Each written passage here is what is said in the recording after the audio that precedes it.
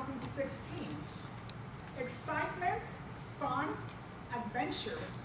How many of you would like to be headed for Rio 2016 by a show of hands?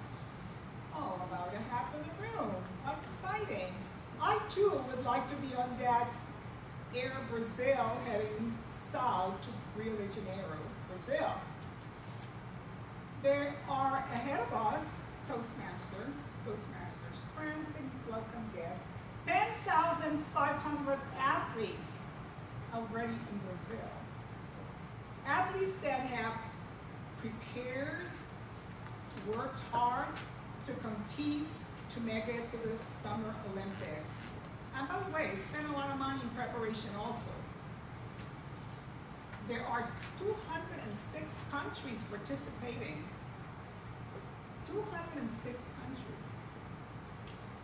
But getting to the Olympics is only a first step. There are 5 hurdles that these future Olympians have to surpass. And will they make it to the finish line?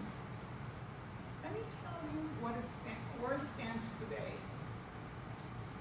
Hurdle number 1, violence and crimes in Rio de Janeiro, Brazil, is something very, very serious.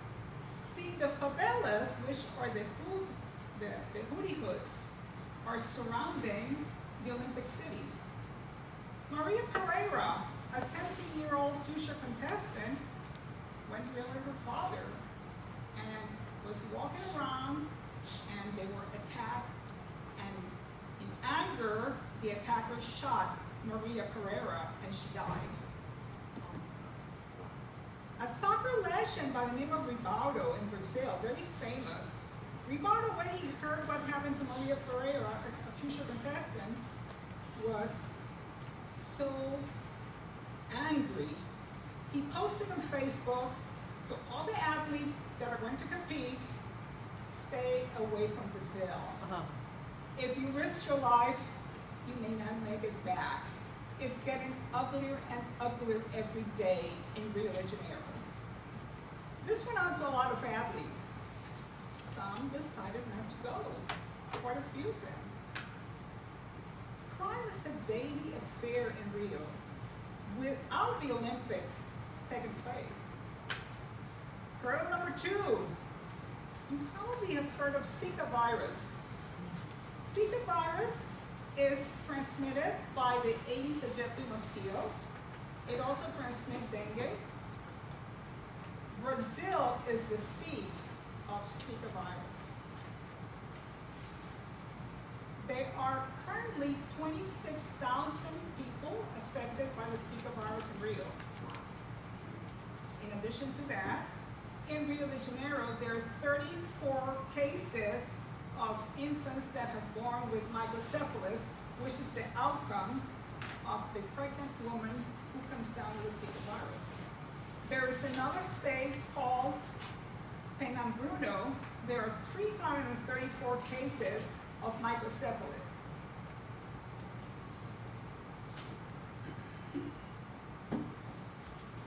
What happens to the infrastructure? What happens to the World Health Organization? What happens with the Center of Disease Control?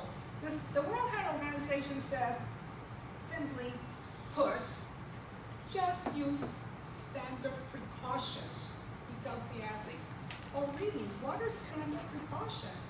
Well, South Korea, they're pretty smart. They sent all their athletes with uniforms with mosquito-resistant apparel for their total uniform. They were the only country that said, we're not sending our athletes just like that, we're going to protect them. So they're protected. But what happened to the other hundreds that are not protected? But what happened to the athletes that are protected? What happened to mosquito bites them on their face? That's not protected. But the government of Brazil said, we are going to inspect, and wherever there's water stationed, we will clean up every day. Wow, that's a lot of work. But what happens in the infrastructure, the buildings where the athletes are going to sleep? The toilets don't flush, electric doesn't work, there's no running water, sanitation is really -10. These are the problems that are countering now currently with the athletes that are already there. Interestingly now, Australia said, we are going to do something better. We're going to send out 804 condoms to protect our athletes. And I thought, gee, how are they going to get the condom on the mosquitoes?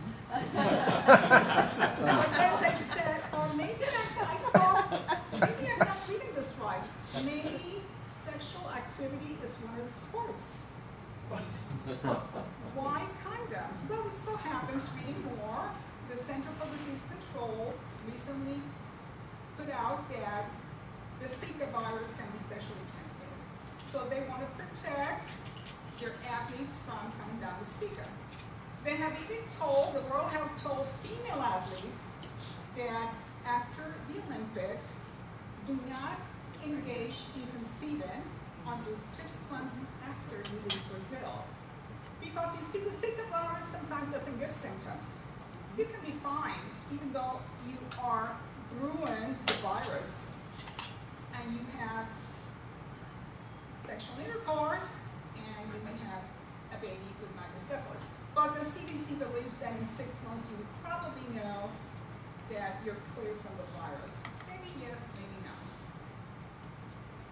Polluted waters, hurdle number 3.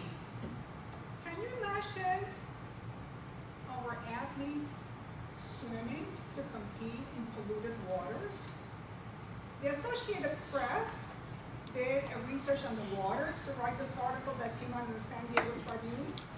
And it said that the waters are so contaminated and polluted with raw sewage, that it pointed out is 1,700,000 times greater than a beach in Southern California. 1,700,000 times. 3 teaspoons of this polluted water, if you were to drink it, most likely you will be hospitalized with an amazing gastroenteritis, diarrhea, nausea, vomiting, and many other things that will come down the road. Hurdle number 4, public corruption. Let me tell you, the government has impeached the president. She's not there. She's not acting as president. There's so much corruption. And the people, there's a lot of unrest. There's demonstration. The policemen decided they're not going to protect because they're not getting paid enough to protect 500,000 tourists. And they say, you're on your own. Don't expect us to save your life. They have said this in protest.